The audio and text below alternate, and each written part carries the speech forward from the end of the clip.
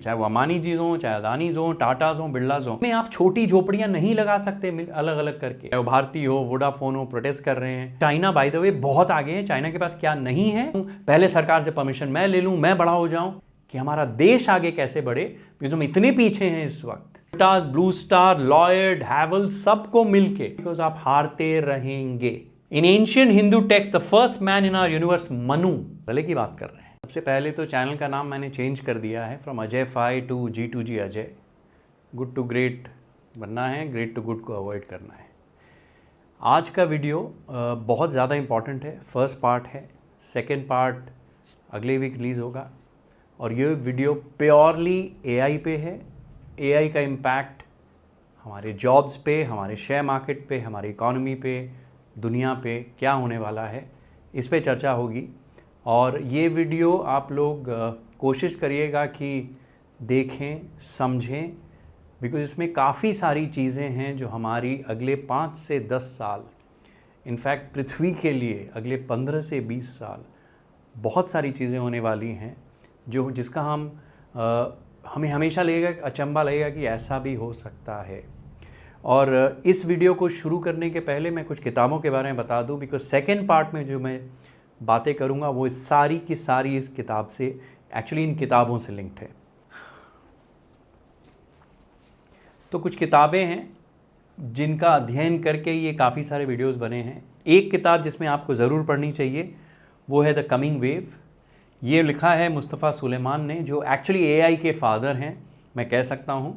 Deep mind company, neural network वाली जो पहली दुनिया में बनी थी, इन्होंने बनाई थी, जो गूगल ने एक्वायर करी। इसके बाद है स्कैरी स्मार्ट, इसके बारे में मैं चर्चा करूँगा। और दो इंटरेस्टिंग किताबें हैं जो आप अगर नहीं भी पढ़ें तो कोई बात नहीं। एक है जॉर्ज ऑरवेल की 1984, काफ़ी सालों बाद मैंने किताब निकाली है। और obviously father of science fiction, Isaac Asimov. इन दोनों को मैं क्यों ला रहा हूँ आपको ये समझ में आ जाएगा, लेकिन ये किताबें भी पढ़ने लायक है। शुरू करते हैं। एक ज़माना था जब 4 तरह की नौकरियां होती थी। इसके बारे में पहले चर्चा कर चुका हूं तो मैं बहुत फास्ट होऊंगा। एक काम था मैनुअल, जो हाथ पांव से हम करते थे और रिपीटेटिव, एक ही चीज़ बार बार करते थे, फॉकलिफ्ट, बोरा उठाना एंड सो ऑन। दूसरे तरह का काम होता था जो मैनुअली था लेकिन नॉन रिपीटेटिव था, नर्स का काम, बुज़ुर्गों का ख्याल रखना, dancer, yoga instructor and so on. तीसरा काम था जो हम दिमाग से करते थे और रिपीटेटिव था, यह है accountant, bank teller, librarian and so on. और चौथा जो दिमाग से करते थे लेकिन क्रिएटिव काम होता था, हर काम अलग होता था, voice artist, painter, salesman, CEO, lawyer, doctor and so on. तो ये 4 खाने मैंने बना दिए, लाल, नीला, पीला और हरा। अब देखते हैं लोग कितने थे हर तरह की नौकरियों में। डेवलपिंग कंट्री जो इंडिया जैसा देश है उसमें नीचे वाले ज़्यादा लोग होते थे। डेवलप कंट्रीज़ में दिमाग से काम करने वाले लोग, हरे वाले, ज़्यादा होते थे। तो ये तो हो गया कि किस तरह की नौकरियां हैं और कितने लोग हैं हर नौकरी में। अब देखते हैं कि पैसा कितना है। दिस इज़ द टोटल पैसा in every type of job. ये मेरा अपना पर्सनल सोचने का तरीका है। इट जस्ट अ फ्रेमवर्क आप लोगों के लिए सोचने के लिए। सबसे ज़्यादा पैसा उनके पास है दुनिया में जो दिमाग से काम करते हैं और नॉन रिपीटेटिव काम करते हैं, नई नई चीज़ें करते हैं। तो आप देख सकते हैं कि ग्रीन में पैसा भी सबसे ज़्यादा है। बॉटम ऑफ द पिरामिड है वो लोग जो हाथ पांव से काम करते हैं, मजदूरों का काम करते हैं, सबसे कम पैसा होता है। और टिपिकली जो मिडिल क्लास है ना दुनिया का, वो यहाँ है। अब देखते हैं हो क्या रहा है चारों नौकरियों में। जो मैनुअल काम है ना, लाल बॉक्स, वो 100 साल से हम ऑटोमेट कर रहे हैं मशीनों से। जो ब्लू काम है ये सबसे ज़्यादा रिस्क पे है सॉफ्टवेयर से और AI से। और आप खुद देख सकते हैं कि लाइब्रेरियन का जॉब, जैसे सिंगापुर में जब मैं आया था, एक लाइब्रेरियन किताब देता था या देती थी। 1 साल पहले मैंने जो AI पे वीडियो बनाया था, वहाँ एक मशीन होती थी, उसने इंसान को रिप्लेस किया। अब वो मशीन भी नहीं है, सिर्फ ऐप है। अब मैं लाइब्रेरी जाता हूँ, कुछ नहीं है, लाइब्रेरी उठाता हूँ, QR कोड स्कैन करता हूँ और किताब मेरे अकाउंट में आ जाती है। तो ये जो काम है ये सबसे ज़्यादा रिस्क में है एआई और सॉफ्टवेयर से, और दिस इज़ इरिवर्सिबल। अब आते हैं दो काम जो नॉन रिपीटेटिव थे। सबसे पहले देखते हैं पीला box, nurse, therapist, yoga instructor, physiotherapist and so on. मुझे नहीं लगता है ये काम अगले 10, 20, 30, 40 साल में रिप्लेस होंगे। ऑब्वियसली रोबोट्स आ जाएंगे जो इंसान से बेहतर कर पाएंगे, लेकिन चूंकि इन कामों में इतनी ज़रूरत है लोगों की और दुनिया की पॉपुलेशन की जो उम्र बढ़ रही है, हम एजिंग पॉपुलेशन हो रहे हैं, ये काम हमेशा चाहिएंगे। और एक जो मैंने एक शुरू किया है, हमने एक प्रोजेक्ट, मैं, मेरी वाइफ और मेरे नेफ्यू देवांग मिश्रा ने, वो है ये मैंगो टाउन। ये एक्चुअली मेरी बिटिया है, जब 5 साल की थी, ये सिडनी में उसकी हम थेरेपी करा रहे थे। जो भी चीज़ें हमने सीखी हैं पूरी दुनिया में, हम बच्चों तक पहुंचाना चाहते हैं, पेरेंट्स तक पहुंचाना चाहते हैं। तो ये जो मैंगो टाउन जो कॉन्सेप्ट है ना, ये प्योरली उस तरह के काम हैं जहाँ मैनुअल लोग चाहिए लेकिन नॉन रिपीटेटिव, चाहे वो थेरेपिस्ट हों, चाहे स्पीच बच्चों को सिखाने के लिए, special education and so on. यहाँ आता है हमारा मैंगो टाउन, और ये काम वो हैं जो मुझे नहीं लगता रिप्लेस होंगे। लेकिन यहाँ भी मैं एआई कैसे यूज़ कर सकता हूँ आपको बताता हूँ। अब बहुत सारे बच्चे हमारे पास आ रहे हैं जो बोल नहीं पा रहे हैं या स्पीच डिले है, और मेरी खुद की 10 साल की जो बिटिया आ रही है वो भी ठीक से बोल नहीं पाती है, कुछ सब बोलती है, कुछ नहीं बोल पाती है। लेकिन मुझे लगता है वो जो भी चीज़ें बात करती है उसमें एक पैटर्न है। अगर वो गाना गा रही है, वो गाना मुझे भले ही समझ में नहीं आए कि क्या गा रही है, लेकिन मुझे लगता है कि हर बार जब वो गाती है ना, एक ढंग से गाती है। अगर मेरे पास एक एआई सॉफ्टवेयर हो जो वो जो कह रही है उसकी पैटर्न समझ ले कि जितनी बार भी ये बोलती है ये शब्द अपनी भाषा में वो एक ही ढंग से बोलती है, तो एआई पैटर्न ढूंढ सकता है और उसकी भाषा को एक आम भाषा में बना के मुझे बोल सकता है या टेक्स्ट बना सकता है। तो मेरी जो बड़ी बिटिया है, हम कोशिश कर रहे हैं उसके साथ कि मेरी छोटी बिटिया का जो भी बातें करती है हम उसको रिकॉर्ड करें, उसको यूज़ करके एक एआई मॉडल क्या हम बना सकते हैं। टिपिकली मजाक में वो मेरी बिटिया भी कहती है कि पापा the world is working on large language models, क्या मैं अपनी बहन के लिए स्मॉल लैंग्वेज मॉडल बना सकती हूँ। ये एक प्रॉब्लम है जो मुझे लग रहा है मैं एआई से सॉल्व कर सकता हूँ। तो यहाँ मुझे लगता है कि अगर हम सॉफ्टवेयर और एआई यूज़ करें साथ में तो काफ़ी इंपॉर्टेंट प्रॉब्लम्स दुनिया के हम सॉल्व कर सकते हैं। और इसीलिए मैंने रिसेंटली एक एआई की कंपनी में इन्वेस्ट किया है जिसका नाम है एंथ्रोपिक। ये प्रॉब्ली दुनिया की टॉप 3 या टॉप 5 कंपनीज़ में आ गई हैं। इसके बारे में मैं चर्चा करूँगा, बट प्राइम पर्पज़ ये है कि समझना क्या हो रहा है और क्या इनके सॉफ्टवेयर्स को लेके मैं भी अपने ढंग से कोई रियल वर्ल्ड प्रॉब्लम सॉल्व कर सकता हूँ कि नहीं। जैसे हमारे परिवार में ही एक छोटा सा प्रॉब्लम है बोलने का। अब आते हैं सबसे मुश्किल चीज़ जो हो रही है दुनिया में, वो है cognitive non repetitive work.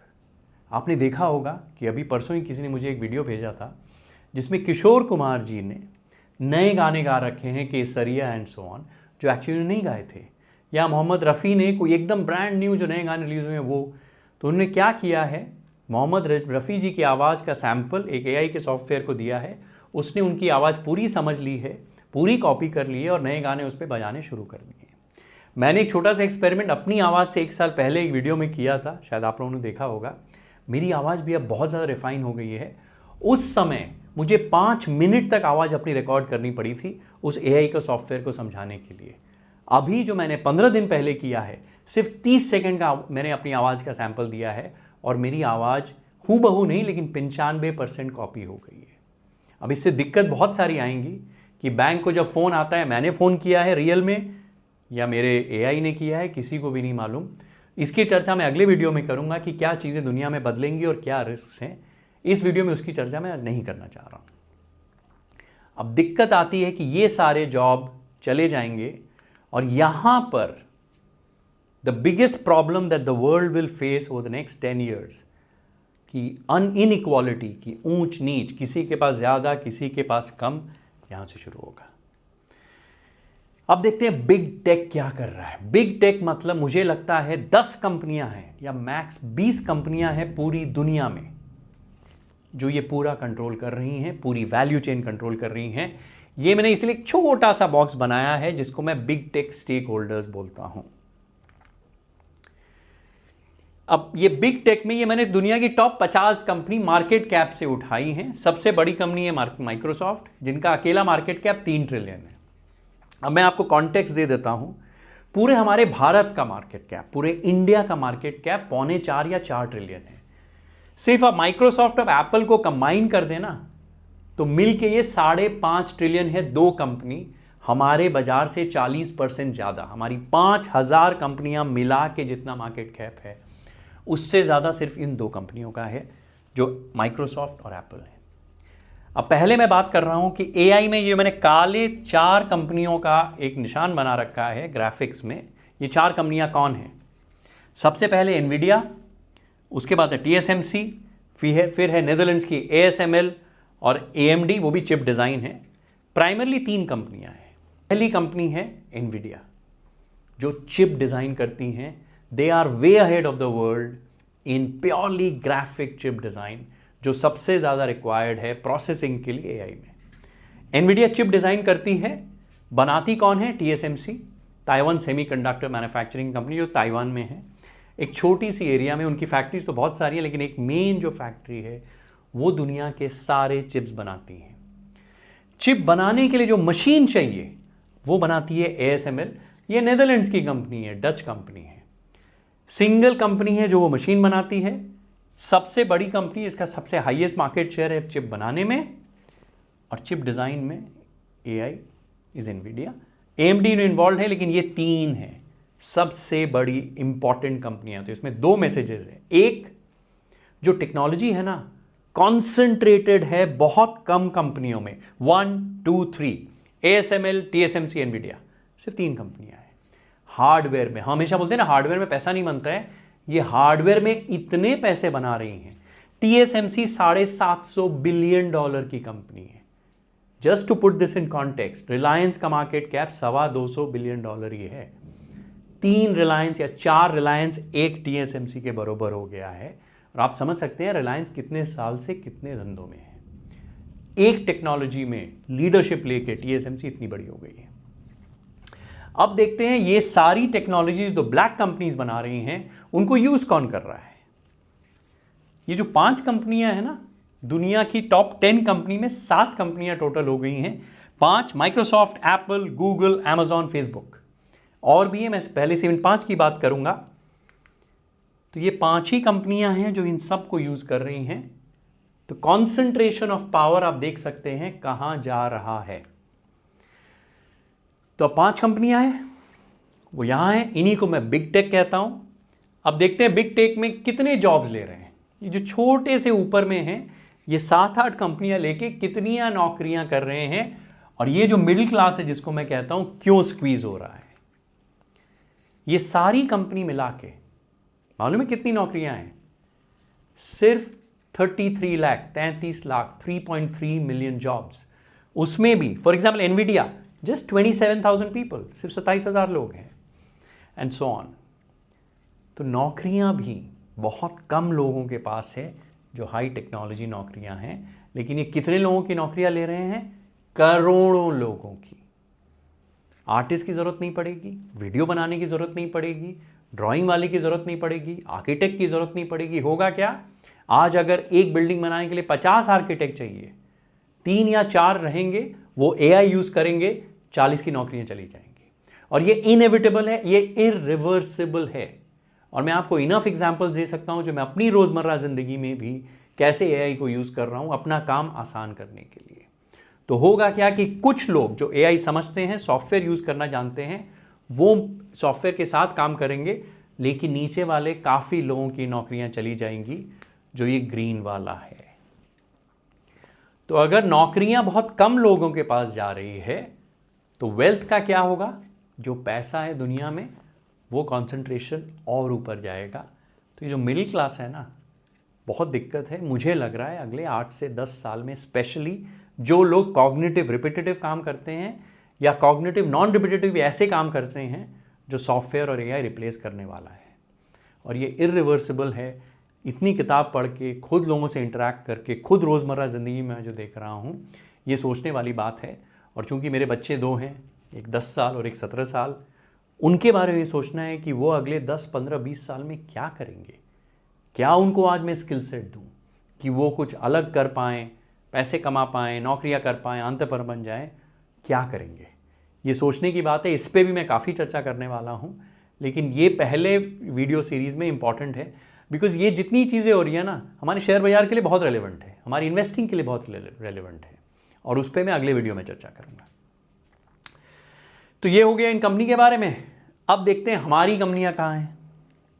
These are the top 10 companies of the world, जिसमें 7 टेक्नोलॉजी कंपनीज हैं। सऊदी अरामको, दुनिया की सबसे बड़ी तेल बनाने वाली कंपनी, वॉरेन बफेट की बर्कशायर हैथवे, जिनके बहुत सारे बिजनेसेस हैं, और एलाई लिली जो हेल्थ केयर कंपनी है, जिन्होंने वजन घटाने वाली एक दवाई बनाई है दुनिया में पहली। 2 ही कंपनी है जिनके पास ऐसी दवाई है, एक नोवो नॉर्डिस्क और एक ally lily.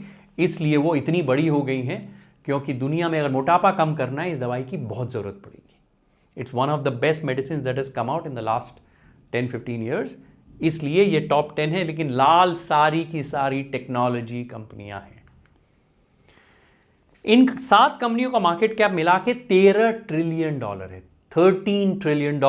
India all combined is only $4 trillion. 7 companies are worth 3 times all of India.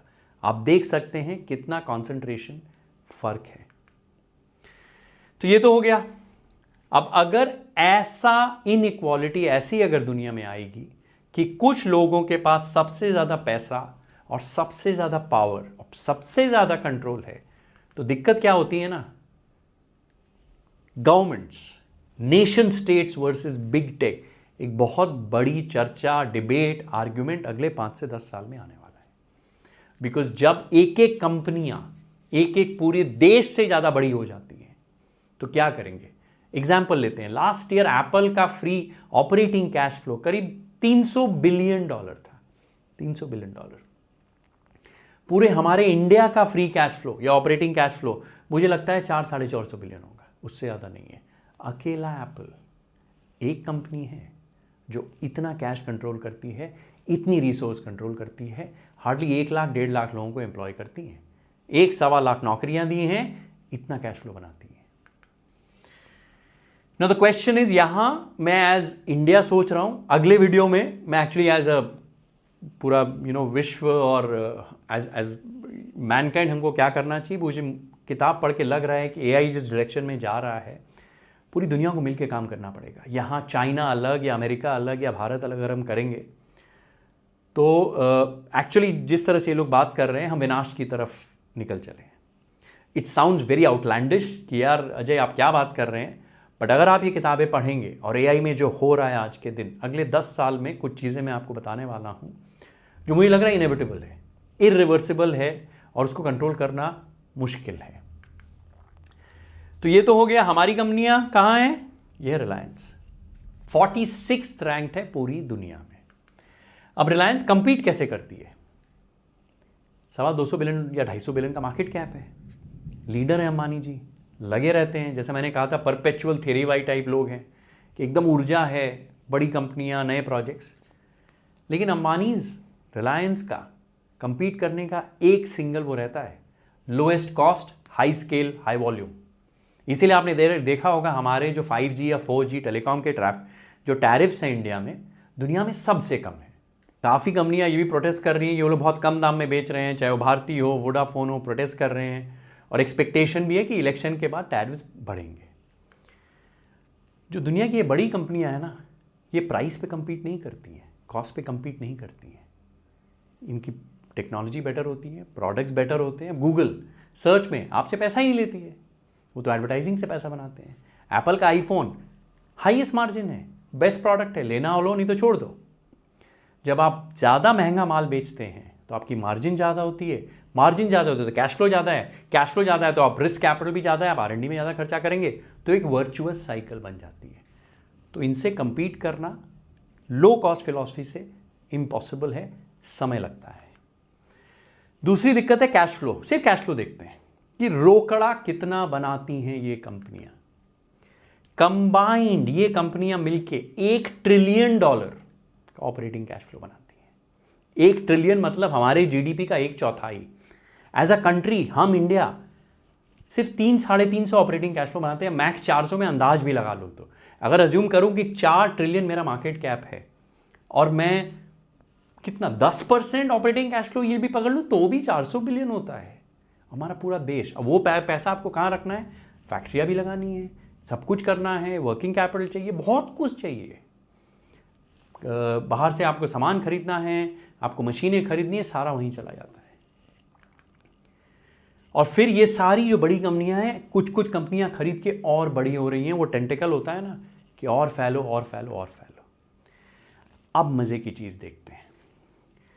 अगर आपको याद होगा एसी वाले वीडियो में मैंने कहा था कि यार या तो आप बहुत सारी झोपड़ियां बना लो या मिल के एक बड़ी बिल्डिंग बना लो। तो मैंने कहा था कि वोल्टास, डाइकिन से अगर कंपीट करना है, ग्री से कंपीट करना है, तो वोल्टास, ब्लू स्टार, लॉयड, हैवल सबको मिलके कंप्रेसर में कोऑपरेट करना पड़ेगा, ब्रांडिंग और डिस्ट्रीब्यूशन में कंपीट करना पड़ेगा। वो गेम थियरी थी। वही गेम थियरी अब आप यहां देखिए। अमेरिकन कंपनीज ने बड़ी बड़ी इमारतें बना ली हैं, स्काई स्क्रेपर्स बना लिए। मैं इंडिविजुअल नाम नहीं लूंगा, चाइना भी बगल में, लेकिन एआई में बहुत आगे निकल गया। अगले वीडियो में मैं चाइना की भी चर्चा करूंगा, लेकिन चाइना बाय द वे बहुत आगे है। चाइना के पास क्या नहीं है? चिप डिज़ाइन नहीं है, उसके लिए उसको थ्रॉटल किया जा रहा है। लेकिन एआई, टेक्नोलॉजी, सर्वेलेंस में चाइना दुनिया से एक्चुअली बहुत आगे है। हमारी कंपनियां एज अ पूरा देश ना, हम एक छोटी सी झोपड़ी भी नहीं है। और हम टुकड़े टुकड़े में देखें, चाहे वो अमानी जीज हों, चाहे अदानीज हों, टाटाज हों, बिरलाज हों, हमारी झोपड़ियों की एक खिड़की भी नहीं है, अगर मैं सच आपको कहना चाहूँ। ये डिफरेंस है। और ये रैपिडली बढ़ रहे हैं क्योंकि उनके पास कैश फ्लो भी बहुत ज़्यादा है। हमारे पास पैसे भी नहीं है, टेक्नोलॉजी भी नहीं है। तो दिक्कत वही है, गेम थियरी। एंड इस वीडियो का सबसे इंपॉर्टेंट कंक्लूजन यहीं से आने वाला है। बाकी बिजनेसेस जो हैं वहां आप लोग कंपीट करते हैं। सीमेंट में Birlas and Adanis are competing. In telecom, Airtel and Reliance is competing. In some businesses like e-commerce and retail, Tatas and Reliance are competing. ये competition healthy है, ये अच्छी चीज़ है। लेकिन अगर आप AI जो आपके पास है भी नहीं, उसमें भी आप compete करना शुरू कर दें, जो हो रहा है कि पहले फाउंड्री मैं लगा दूं, पहले OSAT मैं लगा दूं, पहले सरकार से परमिशन मैं ले लूं, मैं बड़ा हो जाऊं, ये सबसे बड़ी गलती है। बिकॉज इसमें आप छोटी झोपड़ियां नहीं लगा सकते अलग अलग करके, इसमें बंटवारा नहीं होगा, बिकॉज आप हारते रहेंगे। इसमें the only way to succeed as a country, कि हमारा देश आगे कैसे बढ़े, बिकॉज हम इतने पीछे हैं इस वक्त, आपको साथ काम करना पड़ेगा, तभी आपकी एक ढंग की इमारत बनेगी। क्यों? कि ये करने के लिए ना कम से कम $500 बिलियन चाहिए, कम से कम, प्रॉबेबली मोर। और न तो हमारे पास वो पैसे हैं और ना हमारे पास कुछ है। उसके ऊपर से आपको कनेक्शंस चाहिए। क्यों आपको अमेरिका टेक्नोलॉजी देगा? क्यों एनवीडिया आपको चिप देगी? क्यों टीएसएमसी आपको अपने चिप बना के देगी? या क्यों एएसएमएल, जिसके बाद मशीन के पूरे ऑर्डर्स हैं औरों को देने के लिए, आपको क्यों देगी? बिकॉज ये टेक्नोलॉजीज नहीं मिलती हैं। जब हमको हवाई जहाज चाहिए थे लड़ाई के लिए, रफाल या F-16, कितनी दिक्कतें हुई थी। आप एक हवाई जहाज खरीदने चले जाइए, फाइटर प्लेन, कोई टेक्नोलॉजी ट्रांसफर नहीं होता है, वही स्पेयर पार्ट आपको यूज़ करने पड़ते हैं, आपको अंदर में अलाउड नहीं है, आप सॉफ्टवेयर डाउनलोड नहीं कर सकते, सिर्फ उन्हीं के लोग आते हैं। इट इज़ लाइक मेरी मशीन है भैया, आप रख लो, खोल नहीं सकते, कुछ नहीं कर सकते मशीन। टेक्नोलॉजी ट्रांसफ़र भी बड़ी मुश्किल से होता है। तो ये सिर्फ पैसे से भी गेम नहीं होगी, इसमें टेक ट्रांसफ़र, पॉलिटिक्स, बहुत सारी चीज़ें लगेंगी। So the only way to win through game theory is to cooperate in AI technologies if India has to achieve anything। नहीं तो हमारी नौकरियां भी जाएंगी, पैसे भी नहीं बनेंगे और हम गरीब के गरीब ही देश रह जाएंगे। अब देखते हैं कि क्यों मैं ये संधि करने की बात कर रहा हूं। अब आप देखिए, 3 बड़ी कंपनियां हैं, गूगल, Amazon, माइक्रोसॉफ्ट, सब एनवीडिया से डील कर रहे हैं इन सम वे और दी अदर।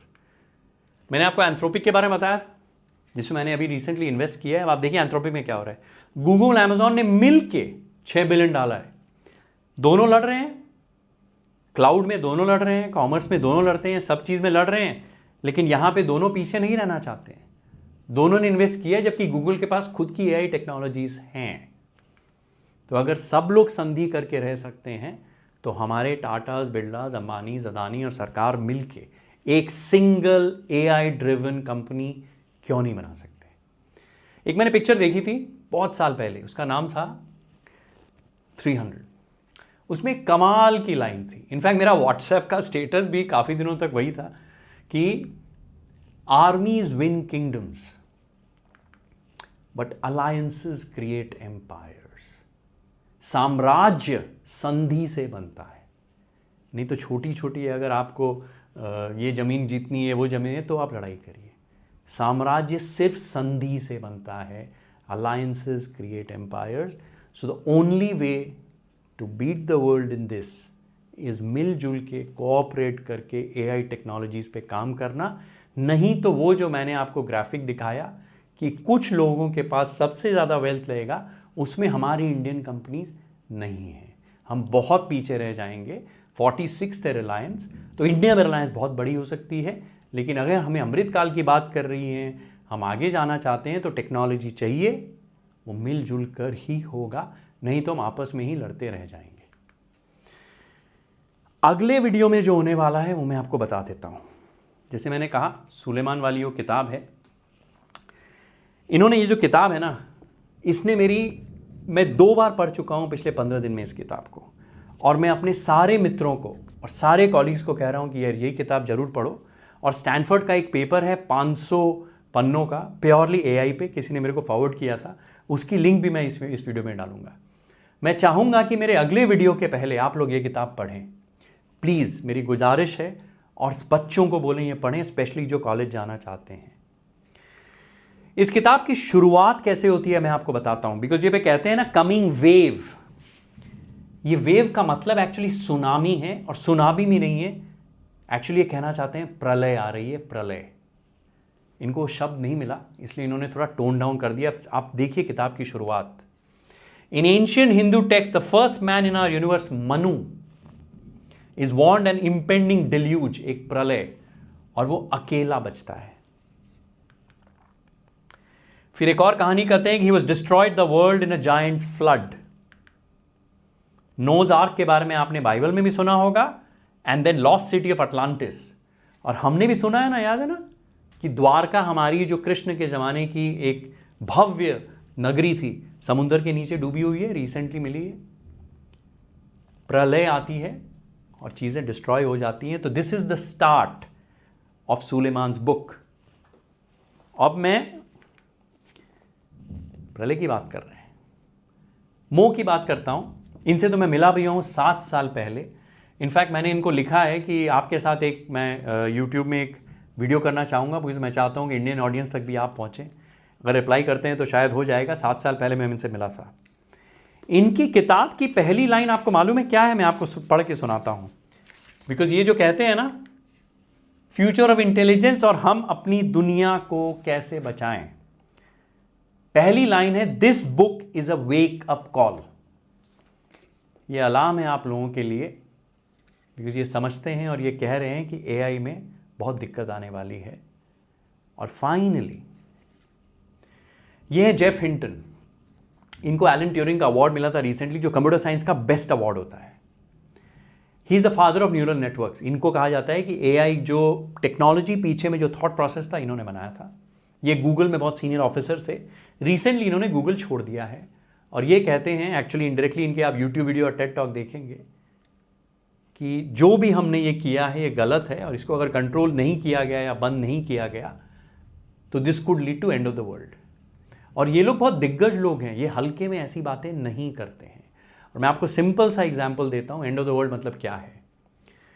सबसे मुश्किल क्या है ना, एक जैसे कोविड का जो भी हमारा वायरस था, एक वायरस को मैनिपुलेट करना, डिज़ाइन करना में क्या होता है ना, एक वायरस एक प्रोटीन है, एक ऐसे आप समझ लो।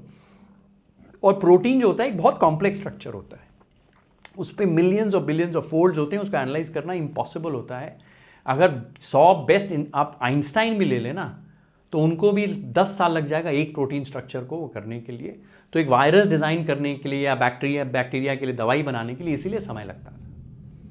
AI क्या कर रहा है ना, ये जितने बिलियंस ऑफ कैलकुलेशंस चाहिए थे वो आज महीनों में कर देता है। 3-4 साल बाद घंटों में करेगा। तो होगा क्या कि एक नया वायरस डिज़ाइन करने के लिए आप एक्चुअली एक ओपन सोर्स एआई सॉफ्टवेयर से आम आदमी भी कर पाएगा जिसको थोड़ी सी भी नॉलेज है। और आम आदमी छोड़ दीजिए, एआई खुद ही डिज़ाइन कर लेगा, और इसकी कहानी मैं अगली बार बताऊंगा। लेकिन किताब में वो एक सबसे बड़ी थ्रेड जो वो कहते हैं कि synthetic biology and computation, right, so combining computation and biology, एक छोटा सा वायरस भी डिज़ाइन होके कोई भी अगर टेररिस्ट नेशन स्टेट है, चाहे आप नॉर्थ कोरिया ले लीजिए या कुछ रोग लोग हैं, उनको बंदूकों की ज़रूरत नहीं है। और सबसे बड़ी गलती क्या हुई है ना, इन्होंने एआई के काफ़ी अच्छे अच्छे सॉफ्टवेयर ओपन सोर्स में डाल दिए। इनफैक्ट हम भी, मैं जो ये आपको अपनी बिटिया की स्पीच वाली बात कर रहा था, वो हम जो लामा है अपने फेसबुक का जो ओपन सोर्स सॉफ्टवेयर, उसी से हम, मेरी बिटिया भी कोशिश कर रही है और हम भी कोशिश कर रहे हैं कि कैसे उस मॉडल को ट्रेन करें कि मेरी बच्ची का प्रॉब्लम सॉल्व हो जाए। तो अगर मैं एक छोटे से कोने में बैठ के 1-2 सॉफ्टवेयर इंजीनियर्स के साथ इस पे एक्सपेरिमेंट कर सकता हूँ, तो किसी का अगर दिमाग ख़राब हो और वो कुछ करना चाहे, वो क्या कर सकता है। सबसे बड़ी कंसर्न लोगों की ये है। फिर ऑब्वियसली आपको जो फ़ोन कॉल्स आते हैं, आपको लगता है कि आपके मम्मी पापा बात कर रहे हैं, आपके मम्मी पापा को लगता है आप बात कर रहे हैं, बैंक का ट्रांसफ़र हो जाता है। ये सारी चीज़ें तो इतनी परवेजिव हो जाएंगी, डेटा थेफ्ट, साइबर सिक्योरिटी, मेरा तो दिमाग ही ख़राब हो जाता है सोच के। और मैं बहुत ऑप्टिमिस्ट आदमी हूँ, मैं बहुत आशावादी हूँ, लेकिन कुछ चीज़ें पढ़ के मुझे लग रहा है कि इसकी बैलेंसिंग बहुत ज़रूरी है। इसीलिए जब मैंने कहा था ना कि alliances create empires, I actually think what will be needed is alliances will have to save empires. हमारी सरकारों को मिलके बहुत काम करना पड़ेगा। इसका वीडियो लेकिन आज नहीं, अगले वीडियो में। Thank you.